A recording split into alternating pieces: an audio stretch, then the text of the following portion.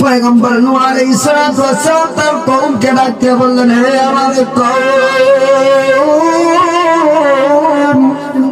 অপরাধ যায় করেছো না কেন, ফিরে আসো,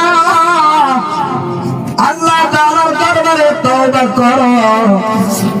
তোমরা যত ধরনের বিপদ আছে আল্লাহ তাআলা সকল বিপদ দূর করে দিবে। বান্দা যদি তওবার মতো তওবা করতে পারে, বান্দার যত সমস্যা আছে আল্লাহ তাআলা সকল সমস্যার সমাধান করে দিবে।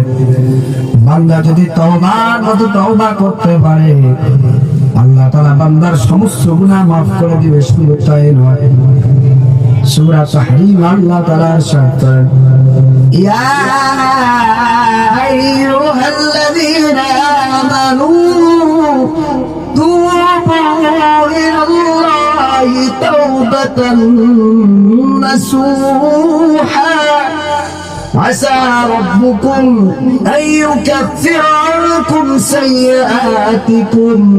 খালেস দিলে যদি বান্দা তওবা করে আল্লাহ তাআলার দিকে ফিরে আসে, আল্লাহ তাআলা বান্দার গুনাহকে ক্ষমা করে দিবে। শুধু তাই নয়, عسى ربكم أن يكفر عنكم سيئاتكم, আল্লাহ তাআলা বান্দার সাইয়্যাত তথা গুনাহগুলিকে নেকি দ্বারা পরিবর্তন করে দিবে।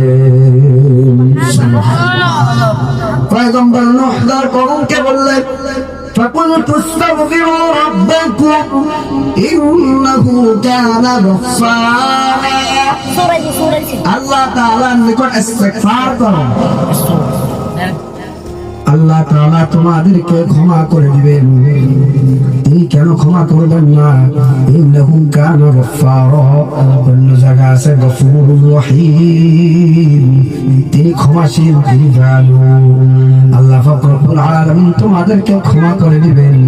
নফসের ধোঁকায় পড়ে গুনাহ করে ফেলছো, ইস্তিগফার করো, আল্লাহ তাআলা তোমাদেরকে ক্ষমা করে দিবেন।